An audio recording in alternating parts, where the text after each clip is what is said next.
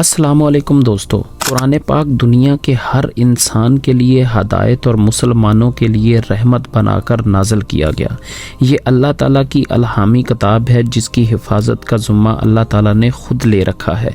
یہی وجہ ہے کہ قرآن کی آخری آیت نازل ہونے کے 1400 سال بعد بھی اس کے متن میں ایک حرف کی تبدیلی نہیں ہو سکی اور نہ ہی قیامت تک ہو سکے گی۔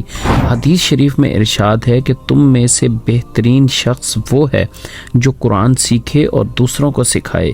ہم قرآن سے متعلق کچھ اہم معلومات آپ کے ساتھ شیئر کر رہے ہیں جو کہ دنیا اور آخرت میں آپ کے کام آئے گی۔ قرآن پاک کے کئی نام ہیں جیسا کہ قرآن، الفرقان، التنزیل، الذکر، الکتاب، القرآن الکریم، القرآن الحکیم، قرآن مجید وغیرہ وغیرہ۔ قرآن پاک میں کل 114 صورتیں ہیں، آیت کی تعداد 6666 ہے جبکہ الفاظ کی تعداد 77701 ہے۔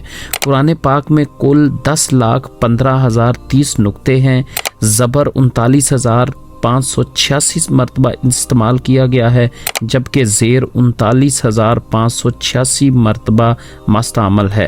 قرآن پاک کی سب سے بڑی سورت البقرہ ہے اور سب سے چھوٹی سورت الکوثر ہے، جبکہ قرآن کی سب سے طویل آیت بھی سورت البقرہ کی آیت نمبر 282 ہے۔ قرآن پاک میں موجود صورتوں کو تنزیل کے اعتبار سے مکی اور مدنی میں تقسیم کیا گیا ہے۔ قرآن پاک میں موجود 114 صورتوں میں سے 65 مکی ہیں جبکہ 18 صورتیں مدنی ہیں۔ صورتوں میں 35 صورتیں ایسی ہیں جن کے متعلق کہا جاتا ہے کہ وہ 2 بار نازل ہوئی ہیں، ایک بار مکہ میں اور ایک بار مدینہ میں، جیسا کہ سورت رحمان، سورت رعد، سورت زلزال وغیرہ۔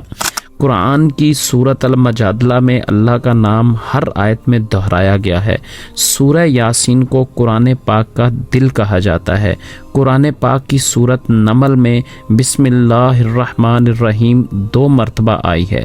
سب سے پہلی وحی اقرأ بسم ربک الذی خلق رمضان المبارک 17/610 عیسوی کو نازل ہوئی، جبکہ آخری وحی الیوم اکملت لکم دینکم 18 ذی الحج 10 ہجری کو نازل ہوئی۔